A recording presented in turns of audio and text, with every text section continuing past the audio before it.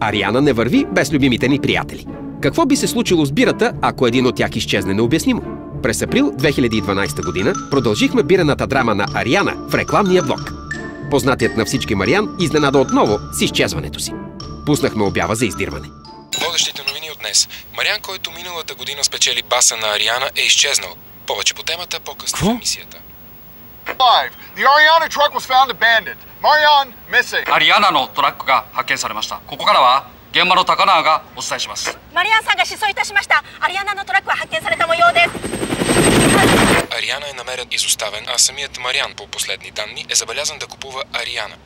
Помогнете да намерим Мариан. Потърсете го в най-близкия магазин или заведение, което сервира любимата му бира. Истинските приятели няма да се спрат пред нищо, за да върнат своя приятел.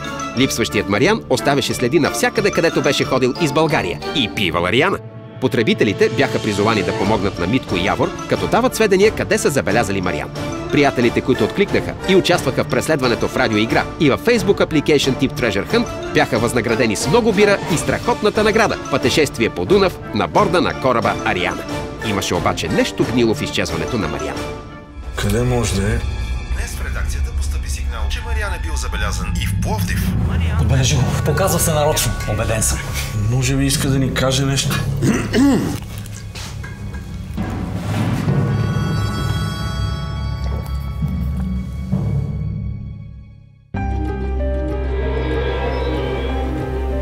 Елементарно. Иска да ни каже на здраве. Защо така не като хората?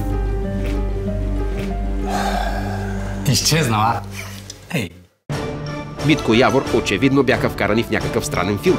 Приятелите опитаха нова стратегия да го привлекат обратно. Мариански, позагуби се, но ние не сме те забравили. Гледай сега какво изпускаш.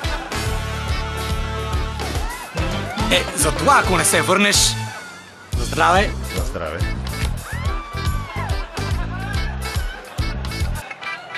Това са приятели.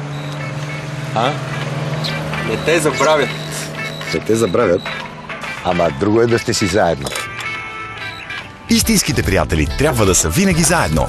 Търси сега Ариана 2 литра на страхотна лятна цена. На Мариан започна да му писва самотното скиталчество и да няма с кого да си подели една 2-литровка на специална цена. Той се жертва да проведе върху себе си и приятелите си бирения експеримент. И за това заслужи да бъдат богато овъзмездени за усилията. Всичко опитахме, но... Мариан го няма.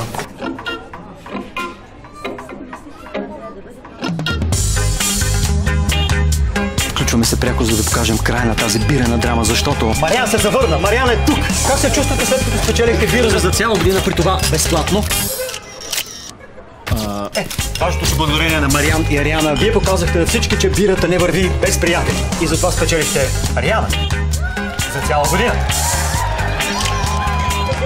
Спечелете и вие Ариана за година напред. Съберете кодовете под етикетите. За повече информация страницата на Ариана във Facebook.